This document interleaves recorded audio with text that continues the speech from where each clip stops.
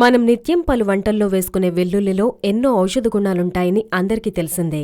వెల్లుల్లిని వంటల్లో వేయడం వల్ల వంటలకు చక్కని రుచి, వాసన వస్తాయి. ఈ క్రమంలో వెల్లుల్లిని అలా వంటల్లో తినడం వల్ల పలు ఆరోగ్యకర ప్రయోజనాలు కూడా కలుగుతాయి. అయితే వెల్లుల్లిని వంటల్లో వాడలేమనుకునేవారు దాంతో తయారు చేసే టీని కూడా తాగొచ్చు.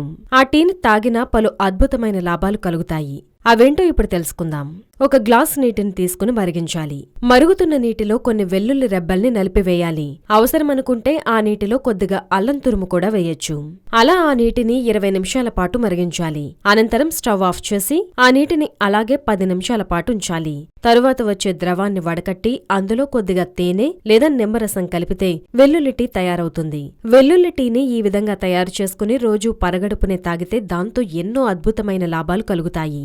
వెల్లుల్లి టీ ఉపయోగాలు చూస్తే పైన చెప్పిన విధంగా వెల్లుల్లి టీని తయారు చేసుకుని తాగితే అధిక బరువు తగ్గుతారు. శరీరంలో అధికంగా ఉన్న కొవ్వు కరుగుతుంది. శరీర మెటబాలిజం పెరుగుతుంది. ఆకలనిపించదు. తిండిపై యావ తగ్గుతుంది. ఫలితంగా ఆహారం తీసుకోవడం తగ్గి అధిక బరువు తగ్గుతారు.